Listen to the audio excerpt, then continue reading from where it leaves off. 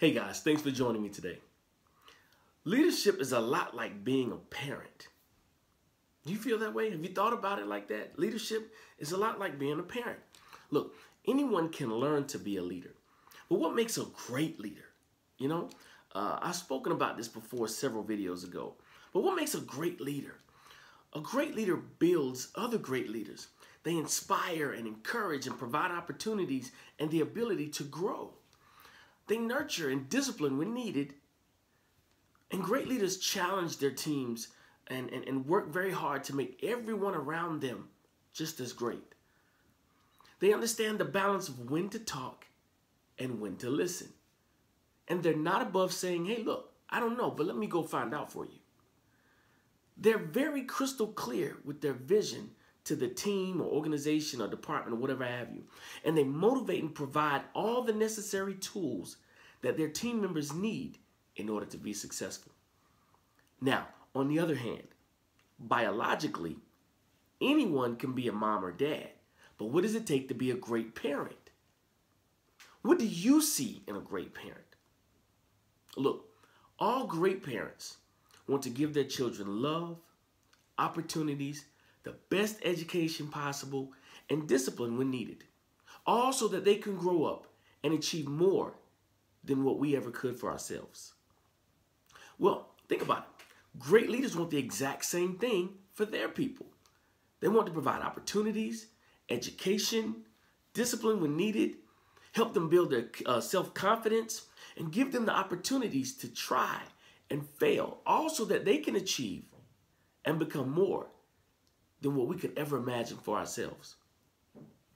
Listen, if you fell on hard times in your family, would you ever consider laying off one of your children? No.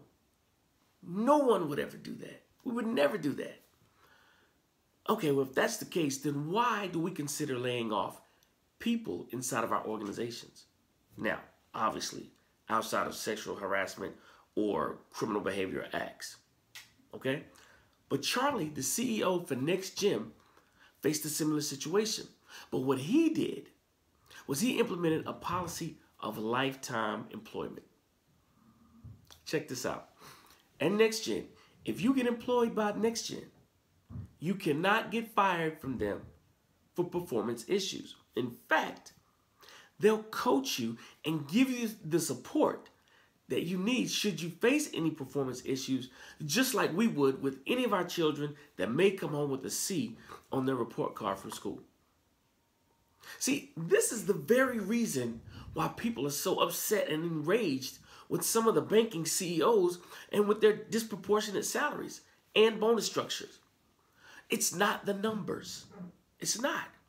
It's the very fact that they violated the very definition of leadership and will stoop so low as to sacrifice their people, their own people, for the numbers. When in fact it should be the other way around, sacrificing the numbers for the people.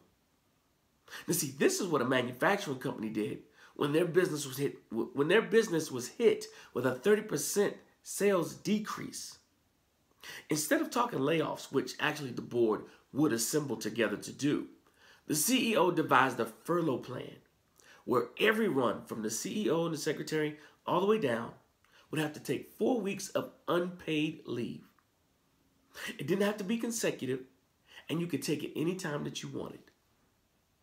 And here's the approach of the CEO with that plan. He says, it's better for all of us to suffer a little than for any of us to suffer a lot. That's big. And once that was done, and he made that approach to the company, the morale skyrocketed. His people saw firsthand that he showed empathy and cared for his people and put his people before the numbers. Now, the natural reaction with people when they feel safe and protected by their leadership is to trust and cooperate. And that's what they did. Now, again, with the 30% decrease in sales, the company had to save about $10 million to keep the company going. With this furlough plan, they saved 20 million. Look, leadership is a choice. It's not a rank. There are plenty of people at the top that are leaders, but by title only. Most people wouldn't even follow them down the street if they had a choice. Now, on the other hand, there are plenty of people at the bottom who are awesome leaders, and people would gravitate to them and follow them anywhere. So, is your leadership like parenting? Or do you need to go back and revisit how you lead? Leadership should be a lot like parenting. All right? That's my time today, guys. Thank you so much for tuning in. I appreciate you taking time out of your day to watch these videos to help sharpen your leadership skills. And please, if you feel like these videos are valuable to you and that they are helping you, please share these videos with your friends and your sphere of influence so that others can get some help as well too. All right? And like I always say, if you need some help with leadership development coaching or some team building or diversity training, please do not hesitate to contact me. I promise you, we'll sit together and we'll tailor-make a plan that's conducive for your success and your team's success as well. All right? All right, thanks again. Please like, subscribe, and share to this YouTube channel so that you can get alerts every time I produce a new video and so that you can share them with your friends as well. All right? Take care, and remember, great leadership equals great results. How are you leading?